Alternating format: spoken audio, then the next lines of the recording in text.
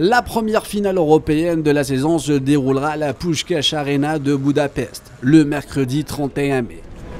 Les Espagnols du FC Séville affronteront les Italiens de l'AS Rome lors de la finale de l'Europa League.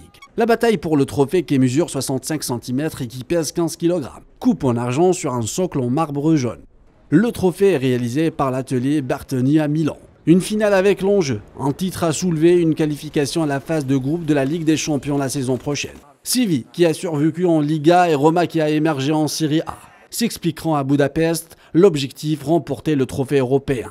Le travail réalisé par le Special One José Mourinho dans le club de la capitale italienne est juste remarquable. Vainqueur de l'Europa Conference League la saison dernière, José Mourinho pourrait être le premier entraîneur à remporter l'Europa League avec 3 équipes différentes après les 2 sacres Porto en 2003 et Manchester United 2017. Mourinho reste le premier entraîneur de l'histoire à avoir soulevé Ligue des Champions, l'Europa League et Liga Europa Conference. Sa mission ne sera pas facile face à l'équipe la plus titrée de l'histoire de la compétition. L'équipe du sud d'Espagne visera le 7e titre au terme d'une saison dramatique et compliquée en Liga.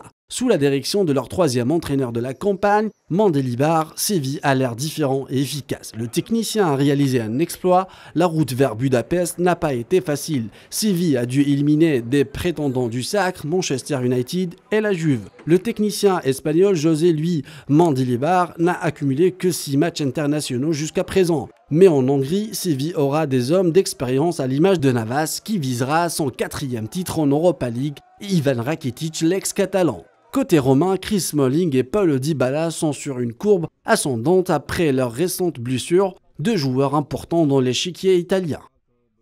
Quant à l'histoire des rencontres, elle penche plutôt du côté espagnol. Un seul match entre les 2 équipes et une victoire sévillaine.